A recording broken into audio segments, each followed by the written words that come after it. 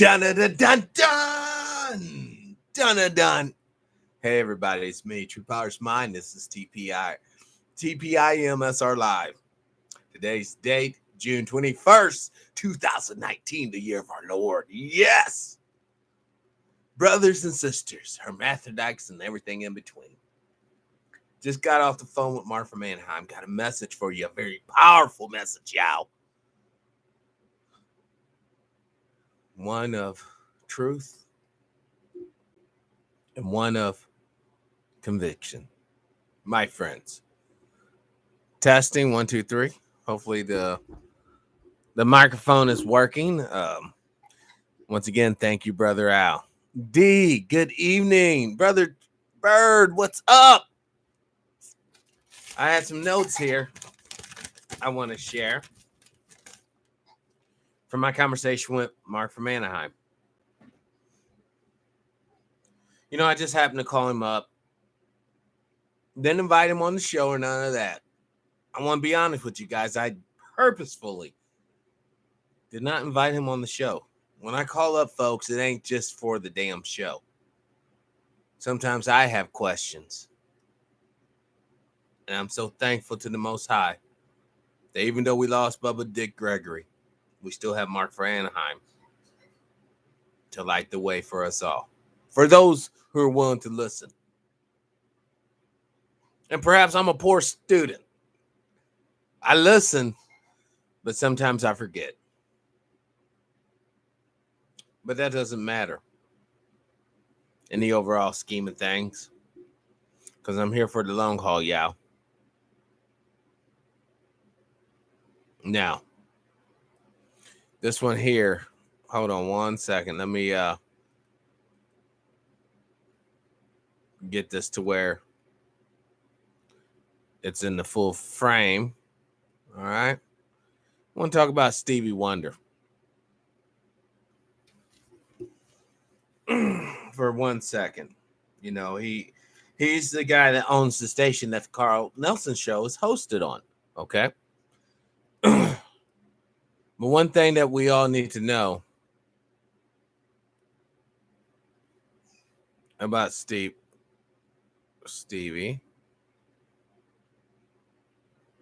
Hold on 1 second, guys. Are you okay? Oh, okay. I just want to make sure.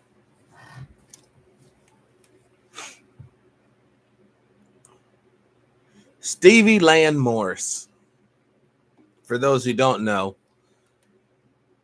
who Stevie Wonder really is like every other black man, woman you may think of or know. Stevie Wonder was named UN Messenger of Peace. Now, this happened in, of course, 2009 under the Obama administration, which I want to go on the record and take back some of the harsh words I said about Obama pertaining to his homosexual infatuation or whatever. I now realize the only reason why he did what he did was because of his kids. I understand that, you know, he was not anti-gay, but wasn't pro-gay during his campaign until his daughters came out gay after hanging out with all those little rich white girls. He probably wanted to eat their pussy. And they started saying that they were gay. That's when he kind of changed his tune. You know, I wish he would have stayed the course, but you know what? Sometimes being a parent or a loved one of someone, I guess, supersedes common sense. I don't know.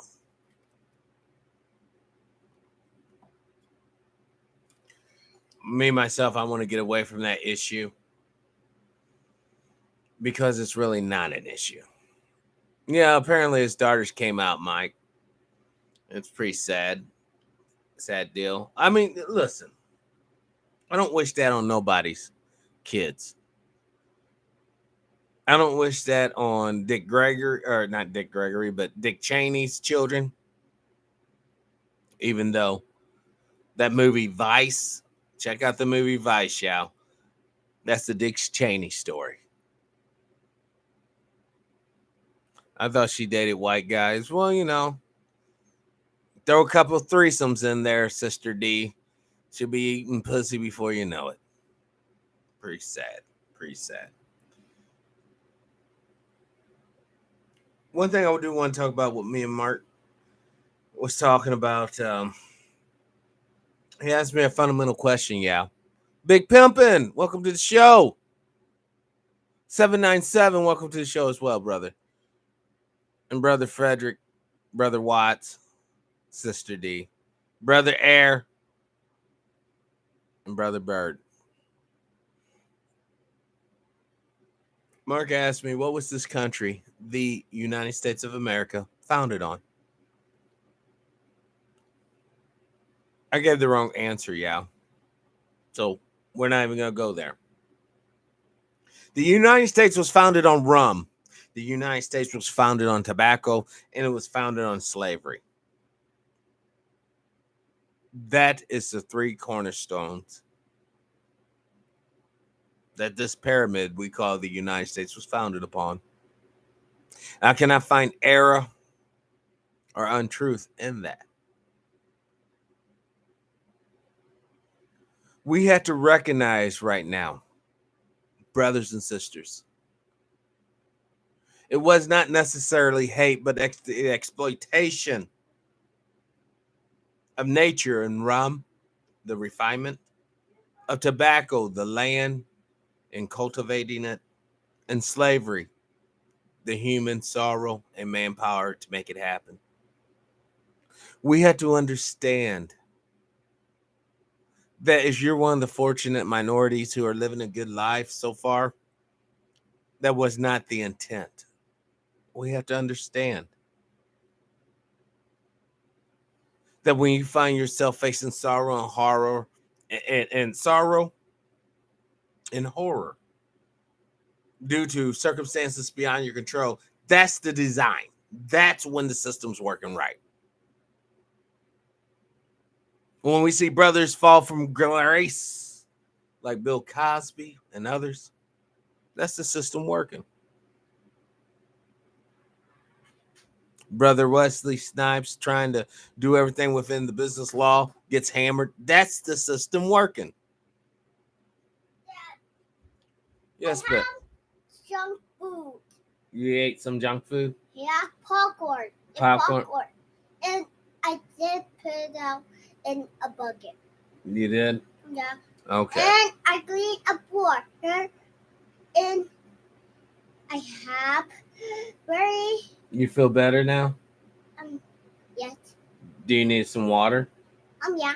Go and get a bottle of water and come bring it back, and I'll open it for you, dear.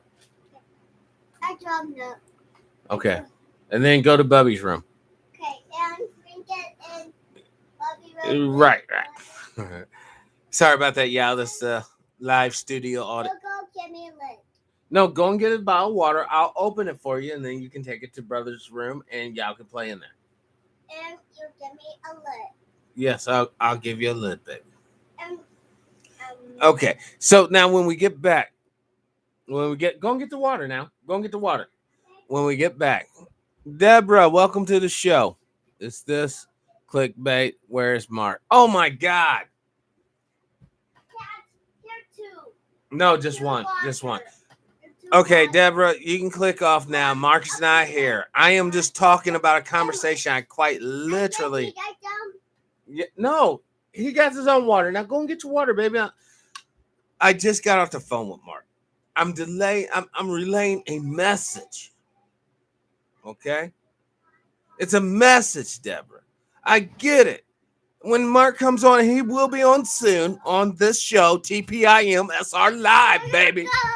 Thank you, baby. Here. Now go. Take the water, turn off the light, and go to Bubby's room. Then you will be sated. But if you want to hear Mark's thoughts in a abstract way through me, I know, Dad. go. I want you to go into PJ's room. I'm doing a live show here, baby.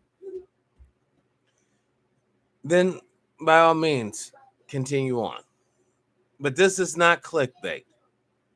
Everybody knows that me and Mark are friends. I talk to him all the time. Everyone knows this. This is not a state secret. And if you don't believe me, next time I have him on, I'm going to be like, you know what, Mark? This is for Deborah Ellison. Do we not conversate off camera too? Do we not have conversations that aren't being recorded other than the NSA and whatever may be running, through AT&T, the network I use? Because I'm going to be the first one to tell you, if it was not for Mark from Anaheim, this show would not be as popular as it is. I'm telling you straight up. Not just because Mark's on the show, but because I communicate with Mark. And some of the thoughts that he tells me penetrates my brain. It's incorporated into my way of thinking. So on many different levels, not only is Mark contributing through his own voice, but the truth I see in his words, I re-vocalize them. Thank you, 231. Mongol Shade. Thank you, brother. Thank you. I do this show. Yeah, no, just go back there, baby. And please, just go back there. Sometimes you just gotta beg. I don't know what to say. I try to put out the best I can. The real Birdman Jr. I really do, brother. You know the reason why? Because I love humanity. I love human beings. I love y'all. Even though I've never met you, I will probably never met you in this life. But I want the best for you all. I want you to have the best information. I want you to be well informed. But more importantly, I want you to survive. I want you to thrive, and I want you to prosper, and I want you to make beautiful babies for generations to come. Each and every one of you. And if you can't have babies for whatever reasons, I still want you to have a kick-ass time while you're here. Humanity's dead, though, my brother. Birdman. So many ways that's true. But we can breathe forth using truth and power and peace. We can breathe forth life back into the vessel to make it live again. And not only, I want to also say this too. It's not just Mark from Anaheim. It's also each and every one of you chatters, each and every one of you TV viewers of the videos. Thank you all. We are so much stronger together.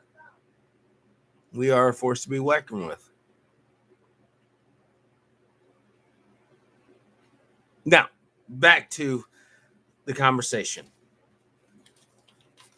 Many of you guys might not be aware of this, but Mike Pence rode up into West Point, gave them a speech about how they will soon be in war.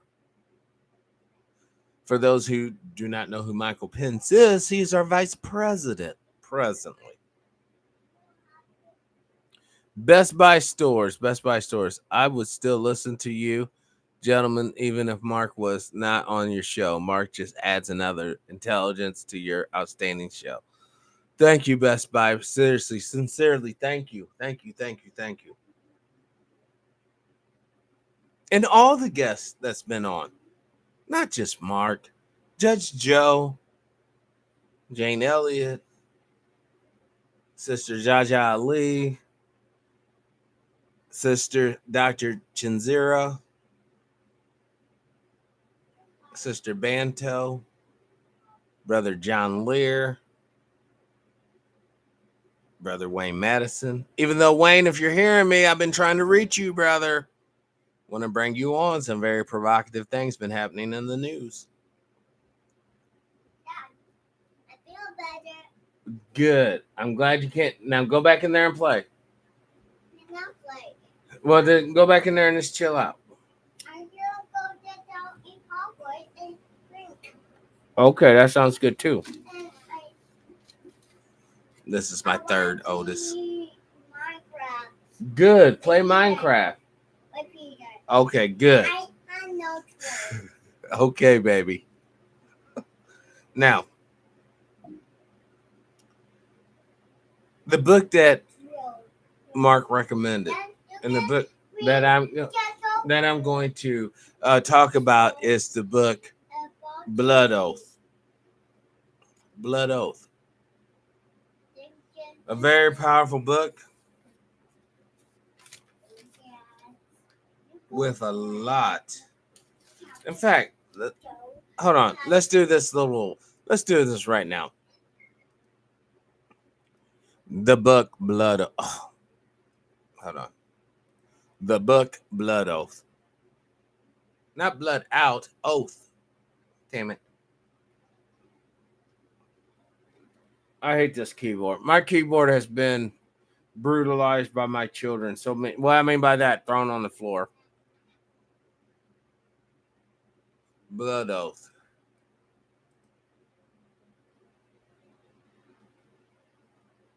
Ah, hold on.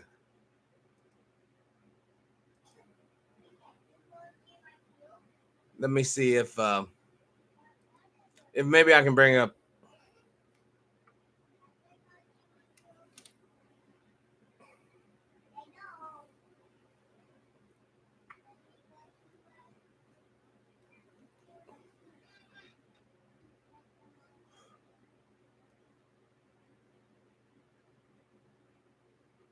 Um, hmm. Christopher.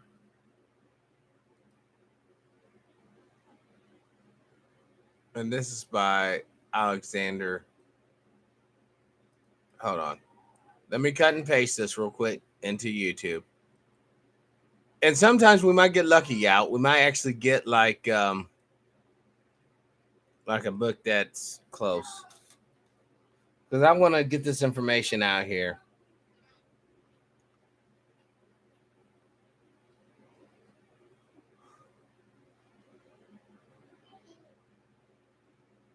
I don't even see it.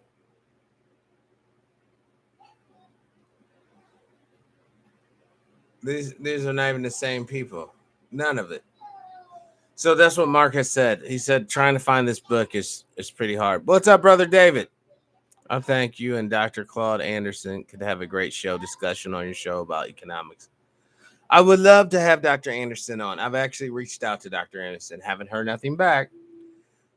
But how it is oftentimes you have to put your traps out and people will respond.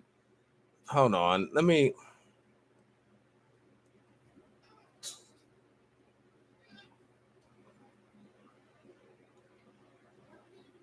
I don't oh, here it is. Listen to this book, yeah. I'm playing an excerpt from it. Hello, my name is Dave Emery, and in this segment, we're going to begin our examination of the remarkable new book, Blood Oath, by Stephen Worth, W-O-R-T-H, and Carl Jaspers, J-A-S-P-E-R-S, subtitled The Conspiracy to Murder Nicole Brown Simpson. This book was just published in softcover by Rainbow Books, copyright 1996. The ISBN number is 1-56825. 058. Thank you, Evil Genius. 4. Carl This Jasper. book is about an alleged conspiracy. I suspect this book is accurate in the vast bulk of its information, but the final confirmation has yet to come. I think this book is right on the money, although a few details may be disinformation. The authors hold open that possibility. This book is about a white supremacist plot to murder Nicole Brown Simpson, to frame O.J. Simpson for the murder, and in turn to use this event to divide the races in the United States. Do you not see that coming, friends? Do you not hear what this man's talking about? It's literally manifesting right before our eyes. Let's continue. To discredit and alter the judicial system and to discredit law enforcement, the LAPD in particular, and also to polarize law enforcement officers and to recruit them into the white supremacist camp. I'm going to begin by reading the author's prologue and how they came to access this particular story via an informant who, like all of the other participants in this elite white supremacist strike team, is identified only by a code name. What's up, Brother By the way, Nass? listeners to this segment should contact Spitfire and get a hold, and in fact, they will be provided with our interview with Stephen Worth that should precede this particular series of half-hour segments taken from the book Blood Oath. Blood Oath, The Conspiracy to Murder Nicole Brown Simpson, begins with the following prologue explaining how the authors came to this story. This story begins, as does the story of the murders themselves, far from the grisly scene where Nicole Brown Simpson and Ronald Lyle Goldman were brutally slain. It all began months after the killings in a small, quiet community nestled safely within the rolling hills of Westchester County, inside the borders of New York State, where I, Stephen Worth, was engrossed in the day-to-day operation of a small corporation. 2,500 miles away, my co-author Carl Jaspers, a freelance writer, consultant, and ex-magazine columnist, was living and working in Los Angeles, California, the city of angels and of demons. Our on and off collaboration on various projects had spanned a period of 15 years. A strange combination of luck and fate brought us together to work on this book, our latest project. It all began during a busy lunch hour on Monday, April 24th, 1995. A telephone caller wanted to know if I was in the office that day. About an hour later, a plain manila envelope addressed to my true identity without a return address was delivered. It has been left just inside the side door of the building that housed my offices. The envelope contained a Los Angeles Times front-page article dated July 16, 1993, and a note that claimed its author was responsible for the murders of Nicole Brown Simpson and Ron Goldman.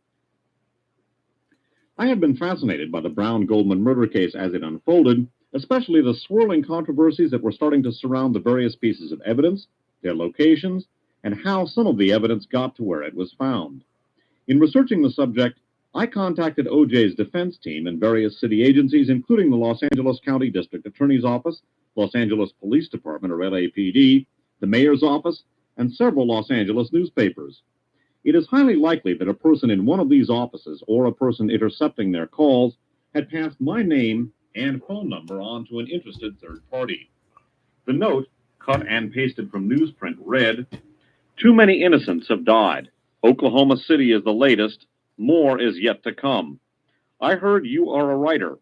I have a story to tell. I helped frame O.J. Simpson and kill Nicole Brown and Ron Goldman. I will contact you again." The caption of the article read, "Alleged white supremacists seized in assassination plot. Crime, Rodney King, First AME Church were among targets of at least one suspect, investigators say.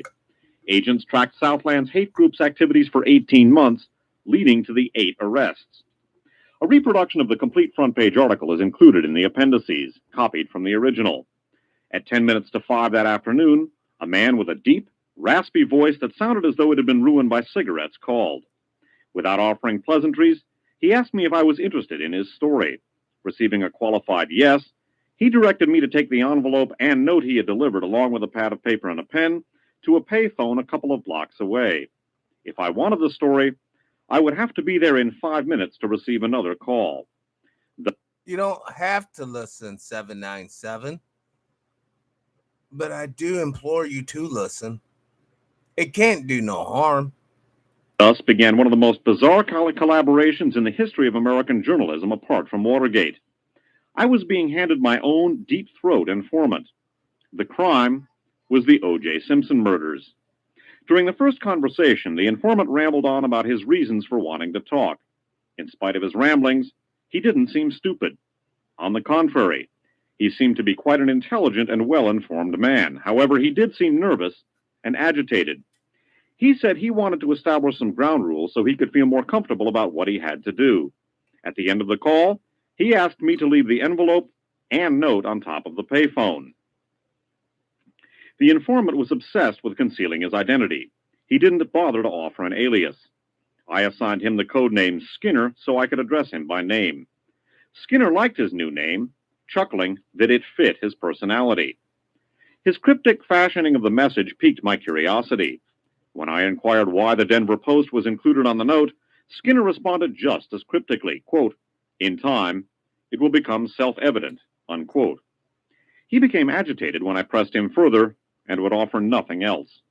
Skinner's ramblings in that first conversation are summarized and presented in Chapter 4 from notes taken that day. Subsequent conversations are summarized in succeeding chapters. Wherever possible, as part of the agreement with the informant, his words are presented verbatim with little editing. To meet this goal, Skinner agreed to allow the taping of his conversations, but with an all-important caveat. Skinner's voice flowed through the receiver like a cold, icy wind. Quote, "Tape our conversations, turn the voice into written words, then destroy the tape. Don't reuse the tape or make copies. Each session will require a new tape and the destruction of the earlier one. A voice analyzer will be used to check your responses to my inquiries on this matter. Don't ever forget my blood oath, reprinted on page 3 before the preface of this book," unquote. By the way, the blood oath is the oath of the Bruderschweigen, or Silent Brotherhood.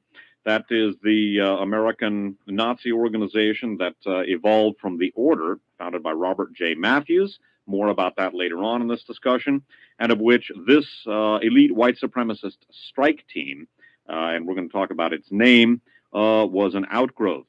The oath is, "Let me bear witness to you, my brothers, that should an enemy of our cause, whether he be from within or from without, and cause hurt to you, I will chase him to the ends of the earth and remove his head from his body." That's the oath that members of this organization apparently had to take, and that members of the Order did as well.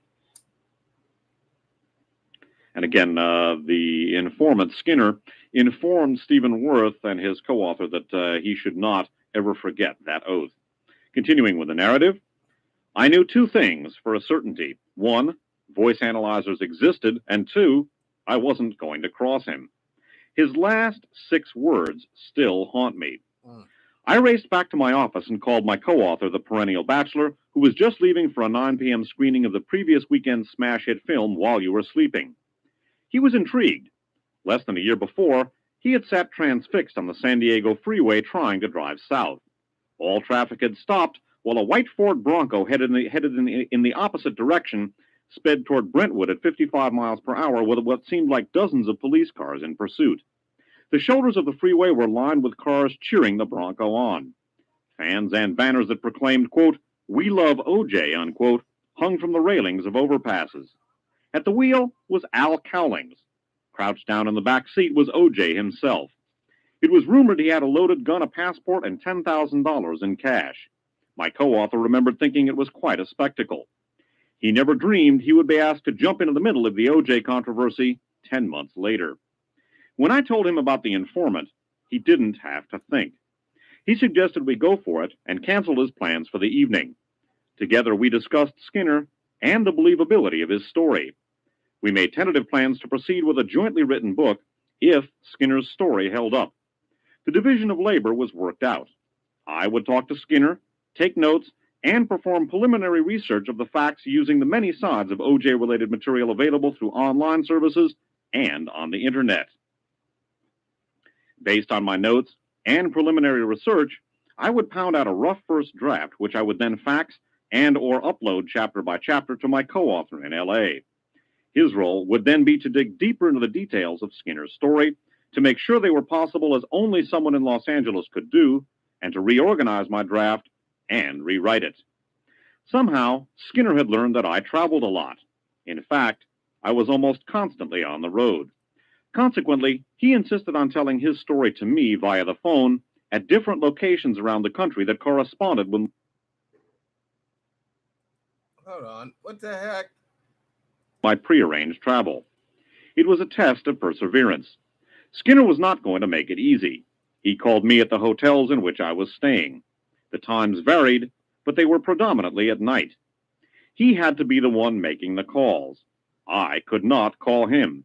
Instead, I received the calls at payphones in the hotel lobbies. I had no idea how Skinner obtained the numbers of these phones. He must have had help from someone within the various telephone companies involved.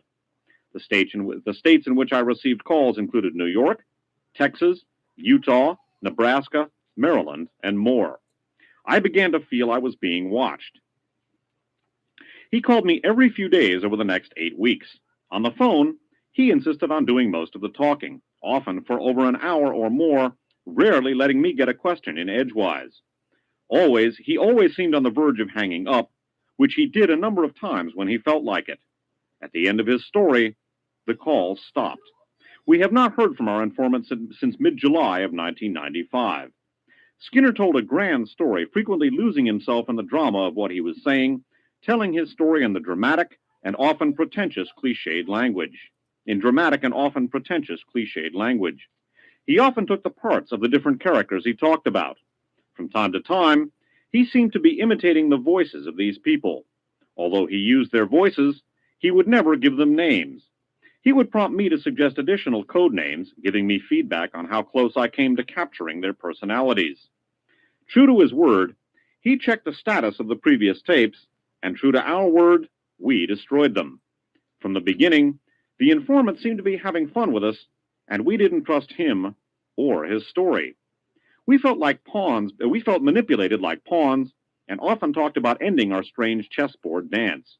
Instead, a little voice inside one or the other always told us to hang in there a little longer. As authors, we threw ourselves into researching the facts that Skinner had revealed. We did this primarily as a salve, hoping to soothe what first seemed like a severe case of gullibility.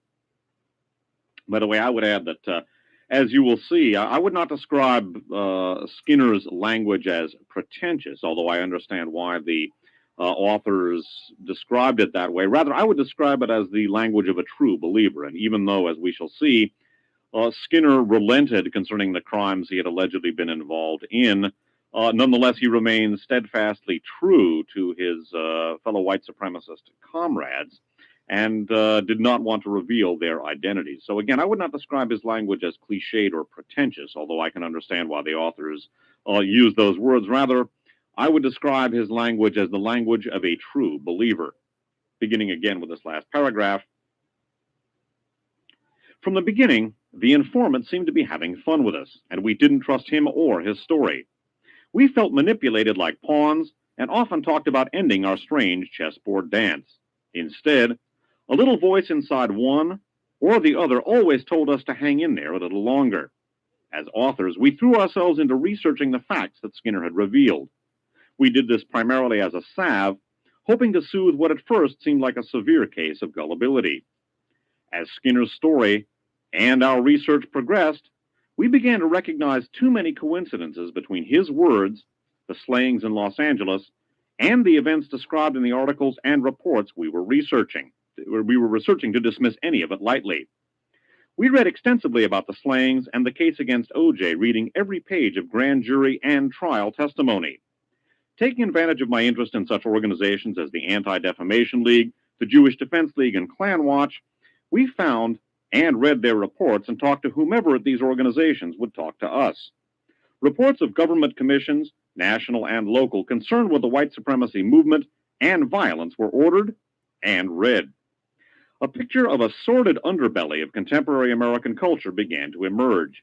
We gradually came to believe that we no longer had a choice. There was a good possibility O.J. was framed, and in the way the informant described. We began to realize this book had to be written, regardless of our dislike and initial distrust of the informant. We also questioned our personal safety. Even though Skinner assured us that no harm would come to us when the book was published, we had our doubts. He insisted that the group of which he was a part knew that writers had their job to do, and that they would come after him, not us, for breaking his oath.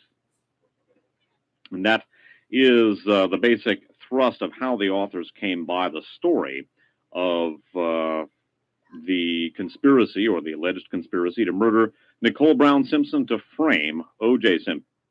And I just want to give a little insight to that. Every state that you may be living in has a group like this in its state police force. By the way, one of the conditions that their informant imposed was that 10% or more of the proceeds of the book be donated to a fund to assist the victims of the Oklahoma City bombing. And it was Skinner's contention that the same elite underground, white supremacist underground, was responsible for the Oklahoma City bombing. We should note that the informant had apparently had extensive combat experience in Vietnam, and that after Oklahoma City, he began to have the Vietnam-related nightmares that he had previously had, and the carnage at Oklahoma City, plus the apparent loss, or at least according to him, the loss of some of his kinsmen, which is a term he uses to refer to his fellow white supremacists. This led him to relent about what he had been participating in. And so he basically decided to come clean and break the story, although he was, again, steadfastly loyal to his white supremacist comrades in arms. By the way, the address for the fund for the victims of the Oklahoma City bombing, the mayor's office, the Mayor's Disaster Relief Fund, 200 West Walker, Oklahoma City, Oklahoma, 73102. Now, the informant maintained to the authors, Stephen Worth and Carl Jaspers, that one of the operations that this group had been in, by the way, the group's name was CAUSE, standing for Christian Aryan Underground Special Enforcers, and this was an elite white supremacist team, as we shall see, composed of people with extraordinary military and law enforcement credentials in their pedigrees. And this, I want to stop right there for 1 second. Could you imagine the world we could create if we could unite the Black Guerrilla family, the Cause, the Triads, the Blue Lotus Society? If we could combine all these warriors to fight the pedophiles, to fight the rapists, to fight the abusers of women, men, and children, what kind of world we could have where human righteousness, because obviously they will do battle and do harm to others, but if they could do that in the name of righteousness, what kind of world could we have? That was put together to not only unite various white supremacist groups in this country, but to unite them in a program of combat, covert operations, and psychological operations, as we shall see. One of the incidents that they were apparently involved in, or allegedly involved in, according to Skinner, was the murder of a music producer named Brett Cantor.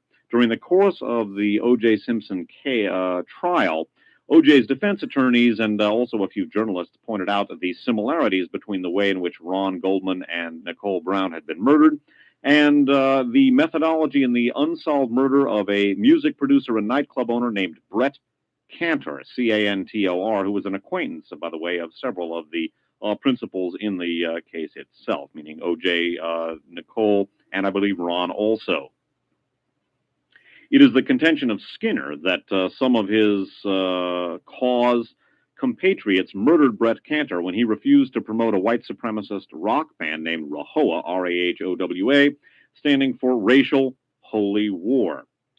In Blood Oath, we see a description of, or we read a description of Brett Cantor's murder, or a recounting of Brett Cantor's murder as follows. After discussing the impending operation against Nicole Brown Simpson, codenamed Operation Thunderbolt, we read, "Damn," quote, this is quoting one of the white supremacists in Cause, codenamed the Enforcer, quote, "Damn, that's my kind of action. I can still see the look on that music promoter's face when we slit his throat, but not before we made a pincushion out of him. That Jew Cantor shouldn't have badmouthed the RAHOWA band and trashed the music we wanted him to promote.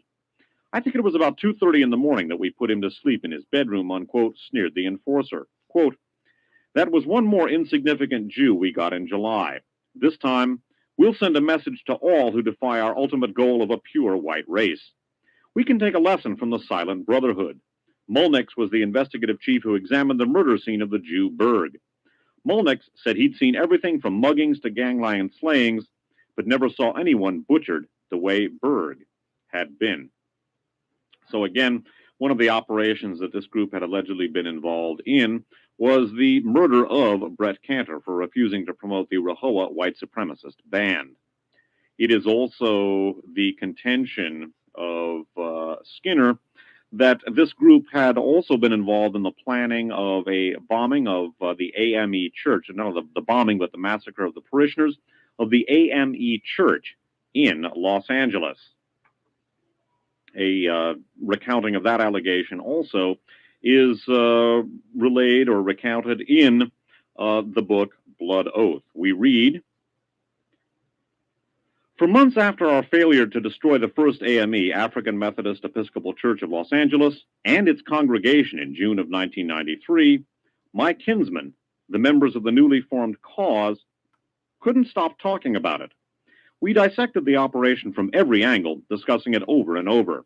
Then, just as suddenly, our talk began to shift to an upcoming anniversary.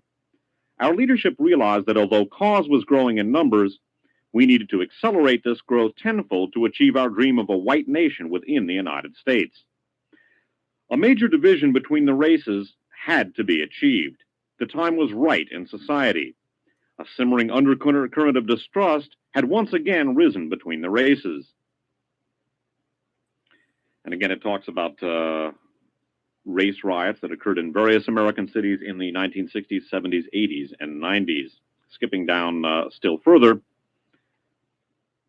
"The fires of the LA riots were out, but we all knew the embers of hatred were still hot to the touch.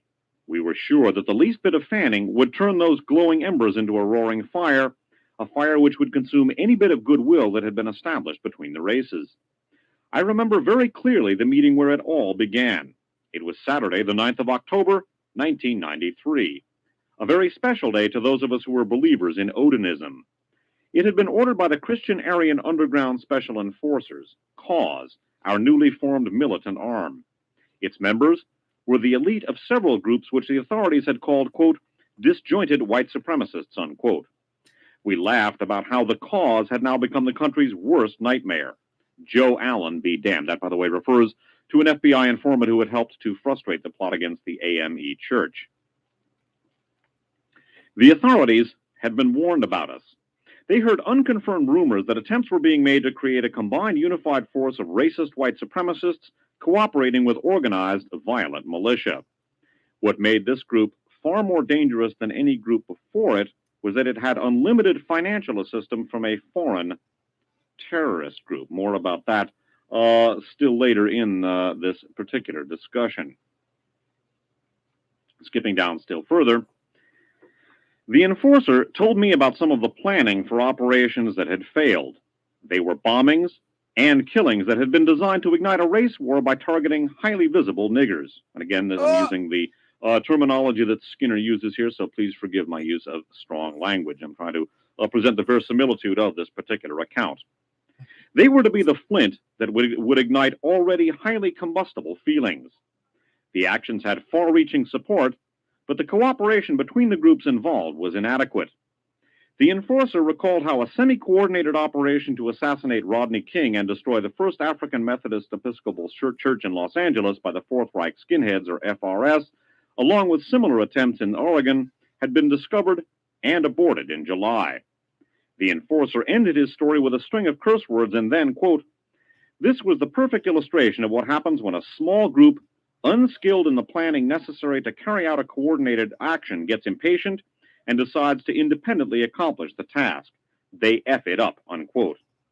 The leadership of the cause felt that the original plan for the action was admirable, create an atmosphere where race riots would flourish with impunity. Another founding member, codenamed the Discoverer, overheard the comments and chimed in, quote, the concept and its implementation failed because it lacked the military secrecy required and the necessary strategic alliances. The lack of a stringent security system permitted infiltration of their ranks. Background investigations would have eliminated from a position of confidence the FBI agent who infiltrated the group. He wouldn't have been able to gain access to critical data.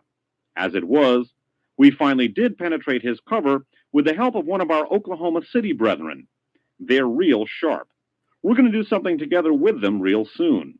But his unmasking came too late, only 3 days before the FBI arrests. The plan did not fail because the FRS lacked weapons or dedicated followers.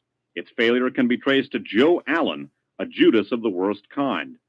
He's just like the other Judas Martinez who helped the authorities capture and kill some of our people, those gallant members of the order. The ability of another Judas to corrupt the outcome of a planned action was an embarrassment to our cause. This will no longer be tolerated. That's why we made the decision to establish the cause. We have taken measures so that the cause cannot be infiltrated by traitors to the white race like those who infest the authoritarian establishment at all levels, unquote. We were all sure that a unification of white supremacist organizations with a council of only the 3 most loyal members of each member group would guarantee no more infiltration and embarrassment.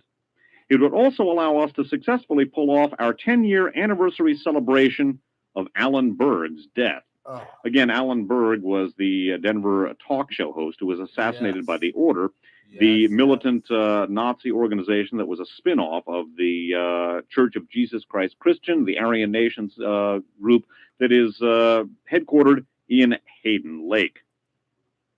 Eventually, that group was brought to heel by law enforcement members. However, the full roster, I guess one could say, of the Order was never fully taken stock of or brought in. And it's pretty evident, at least if one can believe the account presented here, that that type of operation and indeed that milieu has proceeded to grow and prosper. So again, according to Skinner's allegations, Operation Thunderbolt, the murder of Nicole Brown Simpson and the framing of O.J. Simpson, was intended to, among other things, at least in temporal terms, to celebrate the 10th anniversary of the murder of Alan Berg. Several things to call attention to. First of all, the founding member of CAUSE, codenamed Discoverer, talks about the need to implement strict military security and strategic alliances. You're almost done. He also talks about the assistance that this group apparently received, at least according to the account presented here, from one of their, quote, Oklahoma City brethren, and also talks about doing something together with them real soon. According to Skinner, the Oklahoma City operation was pulled off by this particular group, which apparently has infiltrated to a considerable extent many of the militia groups and Patriots networks as well.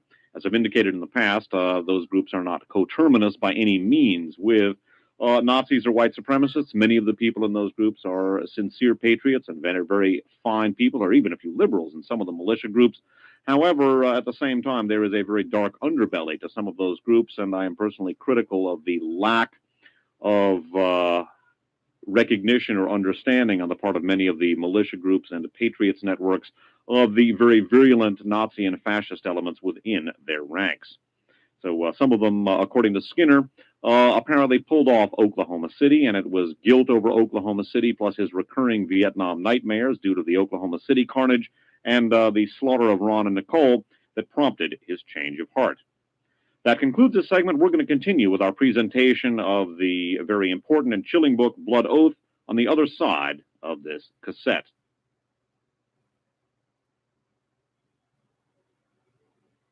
Okay. Well, that looks like the end of that, unless I go to old boy's website, maybe find another, but I doubt it. CIA and saving the loan scandal. I'm going to have to check that out. Hold on. I'm looking. See if old boy has a playlist. And he does. He does. I got the playlist right here.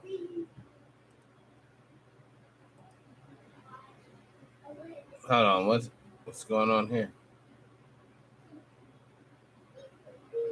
Comes from an anonymous informant. An alleged white supremacist conspiracy to murder Nicole Brown Simpson and to frame O.J. Simpson for the killings for reasons which we shall discuss. I personally suspect that this book is basically on the mark. However, even the authors believe that it's altogether possible that there may be some disinformation in this particular work. However, I think this book is basically the truth with a capital T concerning the murders of Nicole Brown Simpson and Ron Goldman. The fact of the matter is, and I'm not going to discuss the author's lengthy discussion of the phenomenal discrepancies in the state's case and in the physical evidence, what O.J. Simpson was alleged to have done is physically impossible. That has been my contention almost from the beginning of this case. For those doubting Thomases and doubting Thomasinas, there's a very good and lengthy discussion in this book about the numerous evidentiary anomalies and the many unaccountable aspects of the case, if one were to believe that O.J. Simpson was the perpetrator. I would note that he not only was acquitted, but a mock trial in Phoenix acquitted him as well. So, again, I think that it is evident that O.J. Simpson was framed, whoever may have done it. And my personal belief is that the story presented in Blood Oath is accurate in its...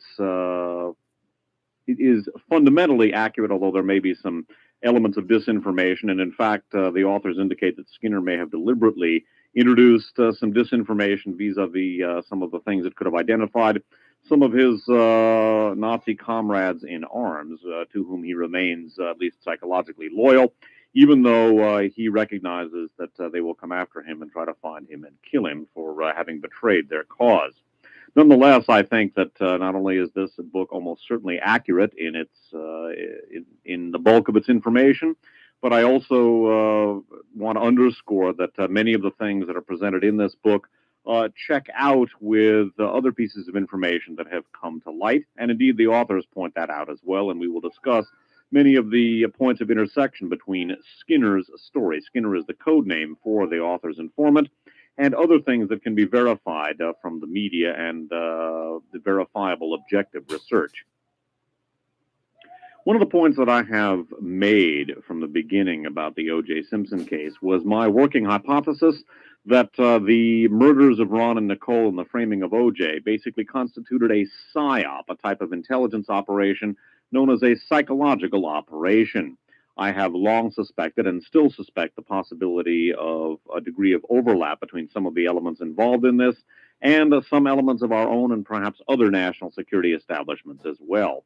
In a miscellaneous 8-segment series entitled Specialized Knowledge and Abilities, I discussed my suspicion that many of the terrorist incidents that have overtaken this country in recent months and years, as well as some of the incidents in Europe and elsewhere, were produced by fascist elements, not only at the street level, but with assistance from the inside of the political and national security establishments of their respective countries.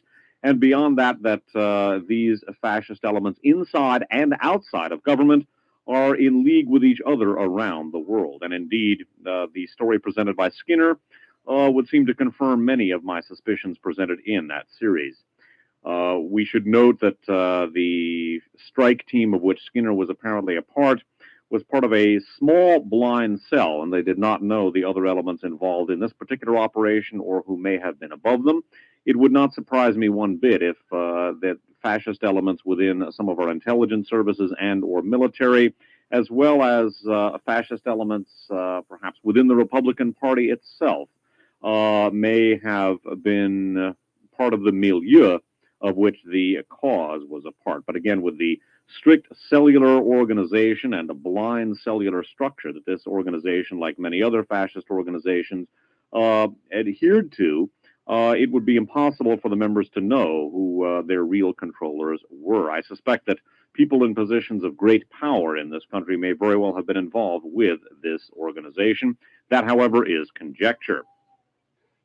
The first element that we're going to discuss in discussing Operation Thunderbolt, the code name for this operation presented by Skinner, is the contention by Skinner that, in fact, this operation was indeed the Nazi PSYOP, the Nazi psychological operation that I have long maintained that it is. Now, this does not prove that my hypothesis was correct.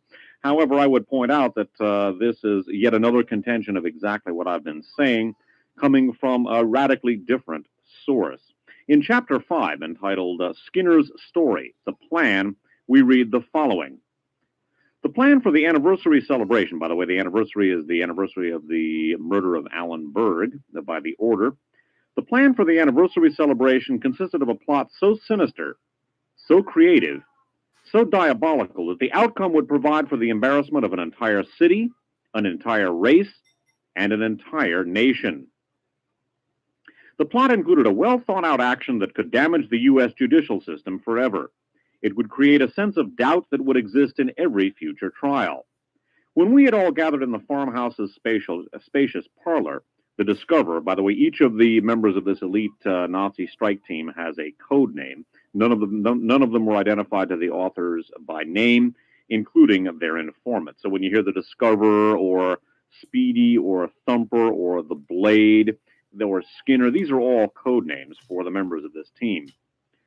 Beginning again, when we had all gathered in the farmhouse's spacious parlor, the Discoverer continued to explain the rationale of the plan. Quote, evidence presented and testimony offered by law enforcement officers will be challenged forever from this case forward, unquote, he said. Still quoting, it's a plan designed in part to be a payback for all those responsible for actions that have been carried out against freedom-loving white supremacists, unquote. Another founder of the cause picked up the explanation. Quote, the plan is centered around an individual easily recognized and respected among blacks and whites. It will look like he's being framed by the authorities. The situation is designed to call upon and challenge interpersonal beliefs that every person holds. People will choose sides. Their consciences won't permit otherwise. The final coup will occur when our target is found guilty or his credibility is destroyed. This event will generate instant racial tension followed by violence. We're going to ensure that by fueling what will already be an inflamed situation. The plan will use the distrust between the authorities and the blacks that's existed in Los Angeles for years. At first, everyone will choose up sides. As the discussions become heated and clouded with rhetoric, violence will follow. After much destruction has occurred, the cause will then step forward to take credit for the framing. But it will be painfully obvious that we couldn't have done it without the help of an easily duped, overzealous prosecution, unquote.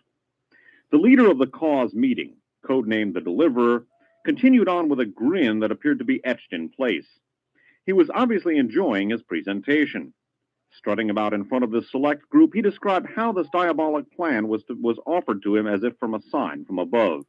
A sign designed to be passed down to his followers, the chosen Aryan race. By the way, the Deliverer is a former high-ranking military officer who is the contact man between this blind cell, this elite strike team, and those anonymous forces that were in the command structure that commanded them.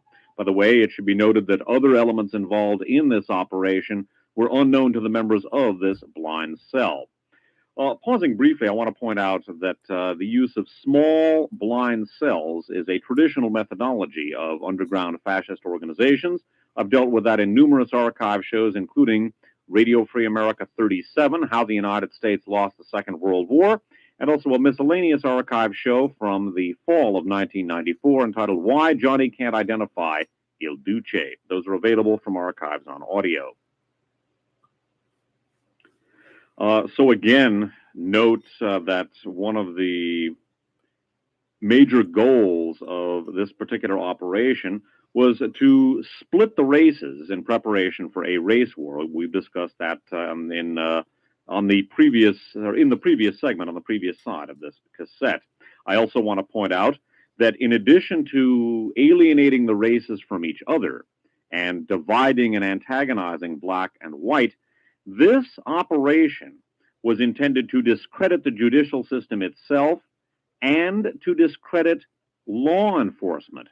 As we shall see, white supremacist officers allied with cause were utilized in a big way for this operation, both to provide field-level intelligence to the elite strike team and also to direct the investigation in the direction of O.J. Simpson. Even though white supremacist elements loyal to this unit and within the LA legal system were involved with the framing of O.J. Simpson. And even though other officers not necessarily connected with this organization further manufactured evidence to frame O.J. Simpson, we should note that law enforcement itself and the Los Angeles Police Department in particular were targets of this particular psyop. And again, this is, according to Skinner anyway, a Nazi psyop, just as I have long been saying. So again, the targets of this operation, I'm not talking about the individuals, but the goals to divide the races in preparation for a race war, which would lead to the ascension of the white supremacist movement in the United States, the discrediting and amending of the judicial system, and the discrediting and antagonizing of the LAPD and law enforcement in general. Again, I hope you understand what he just said. A race war. Hold on, let's play it again.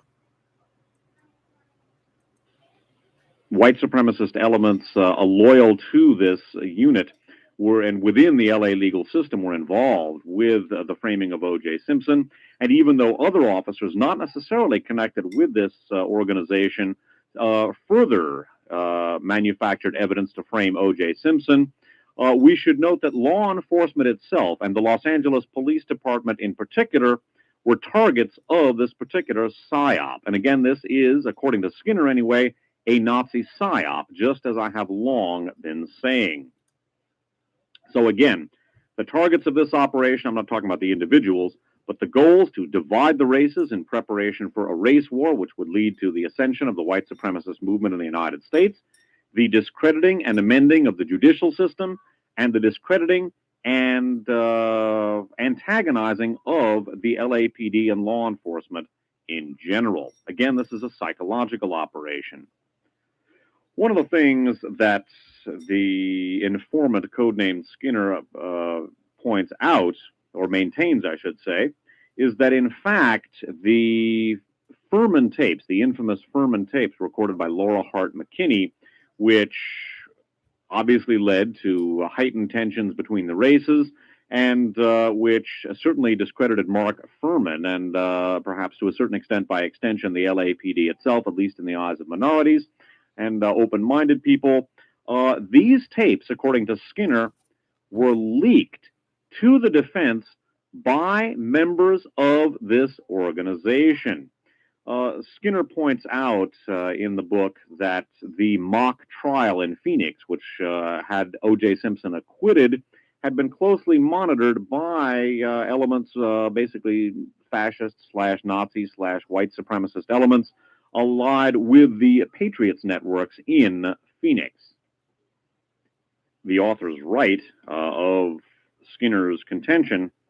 By the way, the generals here refers to the commanding officers of this operation within the white supremacist movement. They are unknown. Their identity is unknown to all except for the deliverer. Again, the commander, a former high-ranking military officer of this elite strike team, and an individual who was the go-between between this blind cell and the generals and the other elements behind this organization. Returning to Blood Oath, we read, quote, "The generals were on top of the mock trial thanks to our local patriots in Phoenix. Yes, it's true what you just read, and the possibility of that outcome is being contemplated with an ingenious plan in the works. One way or another, we'll win," was Margie's final statement. Margie, by the way, is the wife of the deliverer and a loyal participant in this particular operation. And again, this notes that in a mock trial in Phoenix, O.J. was found not guilty. And Margie's maintaining that the generals had taken this into account and had a stratagem in the works that would achieve their goal of, again, dividing and antagonizing the races, discrediting the judicial system, discrediting law enforcement in general and the LAPD in particular.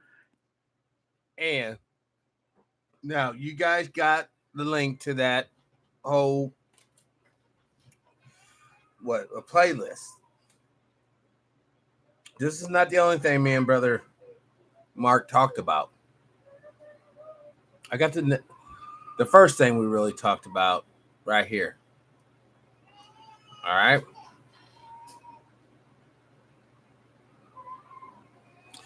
Brother Ron Brown dies in plane crash, April 3rd, 1993.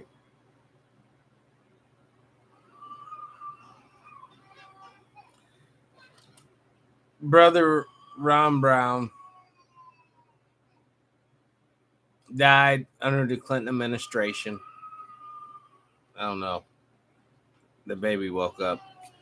I'm not trying to cut the show short, but my baby girl's back there crying. Hold on. Let me go and get her.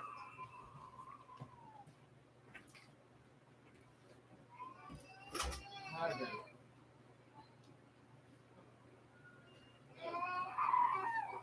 You okay?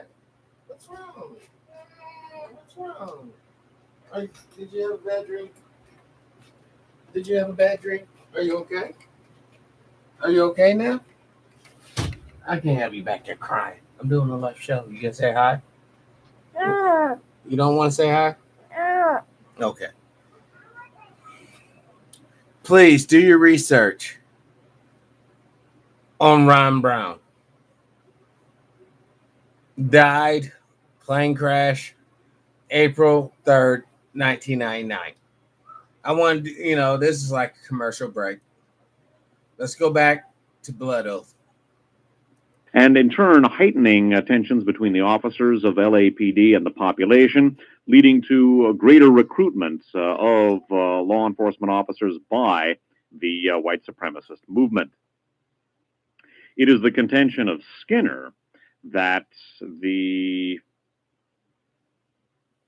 leaking of the defense team's discovery of the Laura Hart McKinney tapes was leaked to them, or was the result of a leak that was generated, opened up, one could say, perhaps, by the elite cause strike team, precisely in order to heighten the tensions and discredit the institutions I've already discussed. The authors relate Skinner's account of this, quote, and this is quoting a member of the strike team called the Blade, codenamed the Blade, I should say, the individual who actually wound up doing the kill.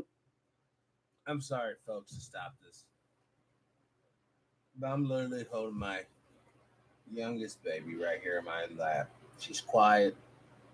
She's listening to my heartbeat, head against my chest.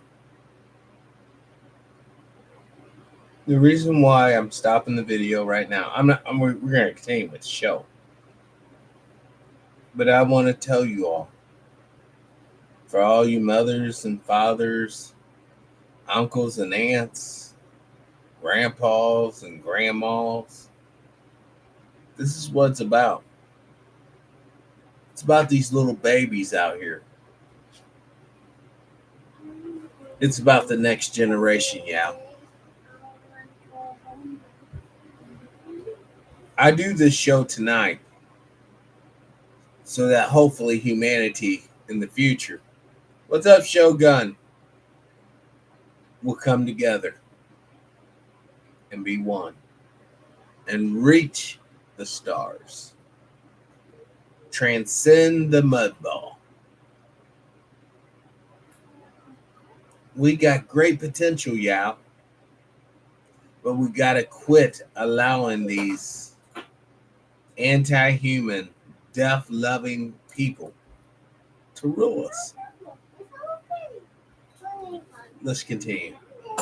Killing of Ron and Nicole. Quote, I'll answer that in a minute, but first some important news.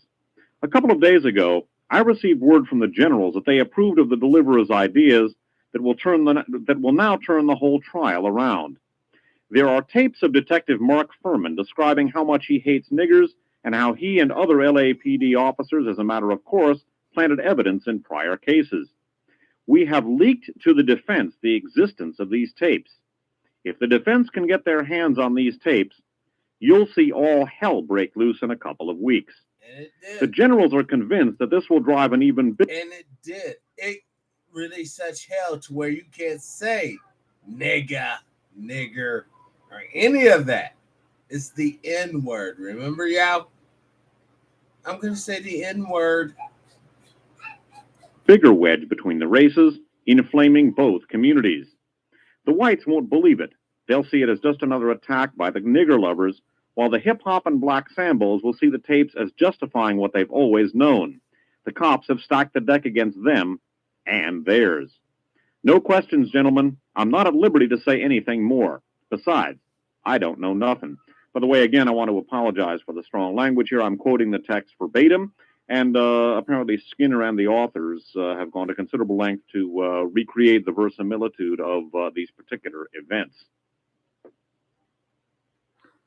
I would also point out that it may be that the Trojan horse that is alluded to, and we'll get to that in just a few minutes, an insider within LA law enforcement who was involved with cause and was part of Operation Thunderbolt may very well have been Mark Furman. That's not by any means established. That remains conjecture. It also may be that the Dark German, as he is codenamed, might have been a composite of various officers within LA law enforcement. Indeed, it appears that this group had heavily and very successfully recruited from LA law enforcement.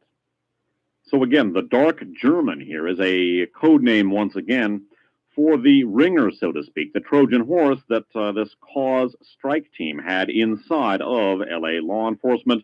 And one of the suspicions I have, and author Stephen Worth, or co-author Stephen Worth, shares this suspicion, is that if in fact the Dark German does refer to Mark Furman, and that remains conjectural, that the infamous Furman tapes may have been the information that you're going to hear alluded to that would blow the lid off of the LAPD. Again, it's important to remember that in addition to Black Americans, in addition to relations between blacks and whites, the judicial system itself and law enforcement in general and the LAPD in particular were among the targets of the operation, targeted for discreditation, targeted also for polarization and stratification, two words that I used frequently in my Specialized Knowledge and Abilities series that I recorded last spring.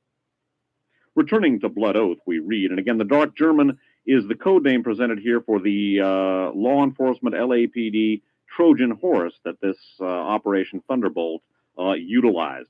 Quote, "The Dark German can't wait for the hanging of this nigger. He's got some deep, dark secret he's told the deliverer that's guaranteed to blow the lid off the LAPD. The deliverer related to me the following, quote, when they hear what I've got to say about their police department, they'll start something between the races that we'll finish once and for all. Maybe you know what he's talking about, Blade. He's from up in your neck of the woods."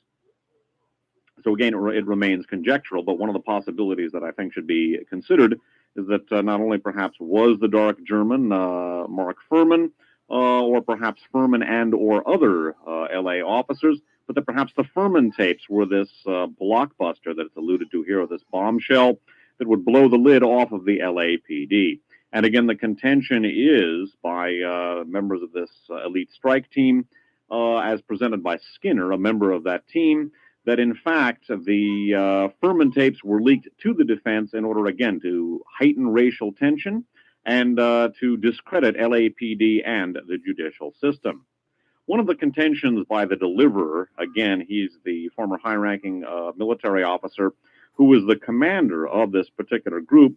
One of the contentions by the deliverer was that once LA law enforcement began to perceive that O.J. Simpson was a suspect, that there would be a rush to judgment, and that both the DA's office and the cops would not only disregard evidence pointing in the other direction, but it was the suspicion and the prediction of the deliverer that elements within law enforcement would further manufacture false evidence in order to frame O.J. Simpson. And the presentation by Skinner here contends that that is exactly what happened. Continuing here with Skinner's account, quote, "I'll answer that in a minute, but first some important news. A couple of days ago, I received word from the generals that they approved one of the deliverer's ideas that will now," that's the segment that I just read you. Might as well read this again. "I'll answer that in a minute, but first some important news. A couple of days ago, I received word from the generals that they approved of one of the deliverer's ideas that will now turn the whole trial around. There are tapes of Detective Mark Furman describing how much he hates niggers and how he and other LAPD officers, as a matter of course, planted evidence in prior cases. We have leaked to the defense the existence of these tapes. If the defense can get their hands on these tapes, you'll see all hell break loose in a couple of weeks. The generals are convinced that this will drive an even bigger wedge between the races, inflaming both communities. The whites won't believe it. They'll see it as just another attack by the nigger lovers, while the hip-hop and black sambos will see the tapes as justifying what they've always known. The cops have stacked the deck against them and theirs. No questions, gentlemen. I'm not at liberty to say anything more. Besides, I don't know nothing. There then follows the reference to the police further manufacturing false evidence against O.J. Simpson. By the way, the reference here to Colby, C-O-L-B-Y, is a reference to the code name of a member of this team who was a blood and DNA specialist who obtained for them a sample of O.J. Simpson's blood. More about that later. And skipping down, we read, quote, "When you work with blood, as Colby did, you learn some of the things the forensic people look for," stated the enforcer. He went over Skinner's explanation again in more detail. Quote, "A cardboard tube is inserted into each sock. Holding each sock by the tube end, the atomizer is used to spray the solution of blood and water onto the socks. Each sock is positioned with the lower part of the sock toward the atomizer nozzle to duplicate blood splashing up from footsteps. As the tubes are removed, there is always the possibility that one of the tubes can have an excess of blood on it from seepage through the sock. Potentially, some of this blood could get onto the inside of the sock as the tube is removed. This may cause a slight smear on the sock, like the one the prosecution's got. Whoever performed the plant was sloppy. It definitely wasn't us," unquote. So again, the contention here is that it was not members of a cause of this elite strike team in Operation Thunderbolt that performed the planting of the blood on the socks. And again, the prediction by the deliverer was that once it became apparent, or once it appeared to the DA's office and the police themselves that O.J. was a suspect, that there would be a rush to judgment. The DA's office would overlook evidence pointing in other directions, and that the cops would very possibly further manufacture evidence against O.J. Simpson. And as we will see, the role of the Trojan horse, the Dark German, again, the LA law enforcement insider, who was part of Operation Thunderbolt, was to direct the operation, direct the investigation into the direction of, or in the direction of, O.J. Simpson. By the way, I want to point out that the archive shows to which I've alluded are still available from Archives on Audio. Their address is P.O. Box 170023, Box 170023. That is in San Francisco, zip code 94117, 94117-0023. Their phone number is 415-346-1840. There's also a 20-page catalog listing all of the archive shows, cross-referencing the broadcast with other programs containing similar or related material. The half-hour segments, by the way, as well as the weekly One Step Beyond shows that I do on my home-based station, KFJC-FM, are not available from Archives on Audio. The half-hour segments and the weekly One Step Beyond shows are only available from an outfit called Spitfire. That's Spitfire. Their address is P.O. Box 1179, P.O. Box 1179. That is in Ben Lomond, California, capital B-E-N, capital L-O-M-O-N-D, California. The zip code is 95005. They also have an email address. The email address for Spitfire is ALCALAME, ALCALAME @ix.netcom.com. Once again, that's ALCALAME at. I'm sorry, Yao, but I have to continue this at another time, man. This baby girl right here needs to go to bed. I'm going to end it right now, Yao. But I will pick this up. We're at part 2. And there's, hold on. I got the whole thing right here. All of it. So we will carry this on another time. But as always, Yao, live your life with integrity, without hate, without envy, without greed. As always, brothers and sisters, let's be kinder to each other. Peace and power. I'm out.